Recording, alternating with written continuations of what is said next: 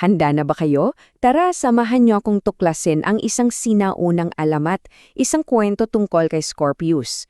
Ito'y isang paglalakbay na magsisimula sa pinakamadilim na anino at magtatapos sa pinakamaliwanag na mga bituin.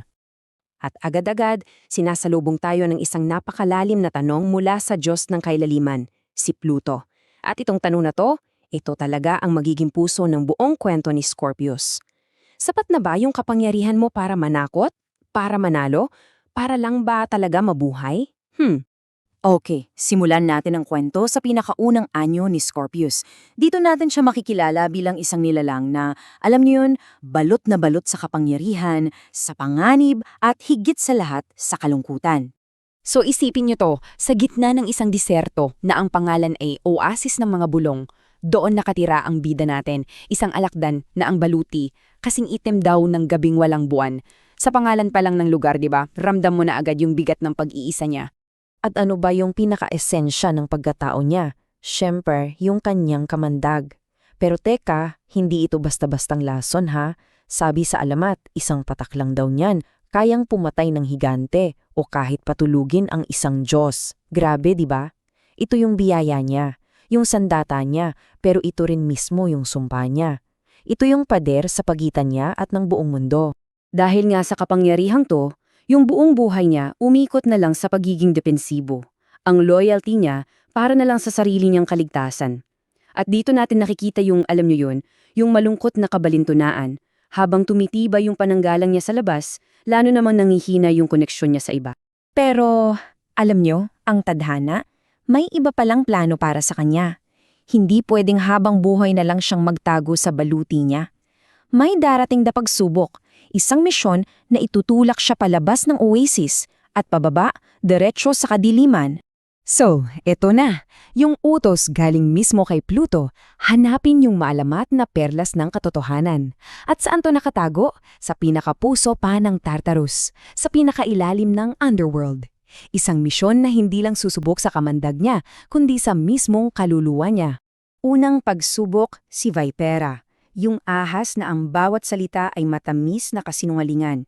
Sa isang banda, yung dila niya na parang pulot, nangaakit, nanunukso. Sa kabilang banda naman, yung natural na intuition ni Scorpius, yung matalas na pakiramdam na kahit anong ganda ng nasa labas, naaamoy niya yung kabulukan sa loob. Laban to ng salita kontra sa katotohanan. At pagkatapos ng panlilinlang, kasunod agad ang pagkakanulo.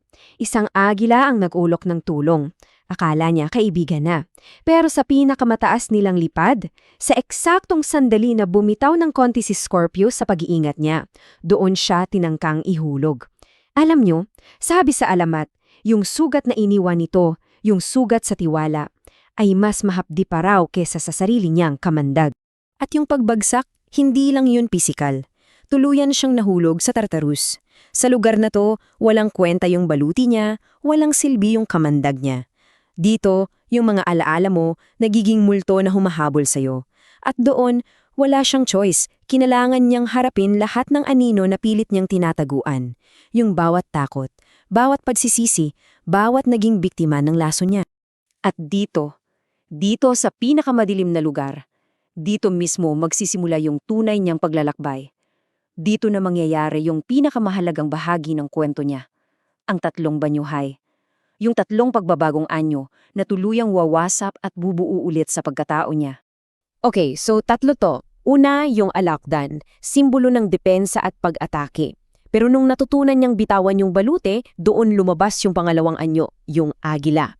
Dito nagkaroon siya ng pakpak, ng mas mataas na pananaw, nakita niya ang lahat mula sa itaas, lampas sa sarili niyang sakit. At sa huli, matapos yung ikalawang kamatayan, muli siyang isinilang mula sa abo bilang ang phoenix na may dala ng kapangyarihang maghilom, hindi na manakit. Teka, sa gitna ng lahat ng pagbabagong to, nasaan na yung mission niya? Anong nangyari? Nahanap ba niya yung nag-iisang perlas ang katotohanan? At dito natin malalaman yung pinakamahalagang aral, yung perlas ng katotohanan. Hindi pala siya isang hiyas na nahahanap. Isa pala siyang katotohanan na nauunawaan. Ang pagtanggap na ang buhay isa lang siyang walang tigil na siklo. May katapusan, tapos may bagong simula. Yung bawat sugat, bawat pagbagsak, Hindi pala yun yung dulo. Baitang lang pala yun sa pag-akyat. So, ngayon, hawak na niya yung katotohanan to? Ano nang nangyari sa kanya? Tingnan natin yung pamanang iniwan niya hindi lang sa Oasis kundi sa buong kalangitan. Nung bumalik siya sa Oasis of Whispers, hindi na yung dating alakda na may dalang takot ang dumating. Ang nilalang na dating kinatatakutang dahil sa kamandag niya, siya na ngayon ang hinahanap dahil sa kakayahan niyang magpagaling. Yung dating lason, naging lunas. At bilang gantimpala sa lahat ng pinagdaanan niya, isinulat ang alamat niya sa mga bituin.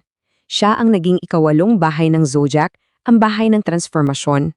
Yung puso niya, ginawang isang nagliliyab na bituin, si Antares. Isang paalala ng nag-aalab niyang puso at isang gabay sa lahat ng kaluluwang naglalakbay din sa sarili nilang kadiliman. Ngayon, matapos nating pakinggan yung buong epiko niya, yung tanong, bumabalik sa atin. Ano kaya yung ibinubulong ng alamat na to sa mga buhay natin ngayon? At ito yung aral na iniiwan niya sa atin. Yung tunay na kapangyarihan pala, hindi yung kakayahang hindi masaktan, kundi yung katapangan na harapin yung sarili mong dilim, natanggapin ang bawat sugat bilang parte ng kwento mo, at gamitin ng mga yon para muling bumangon. Hindi lang tulad ng dati, kundi mas buo, mas malakas, at mas maliwanag pa kaysa dati.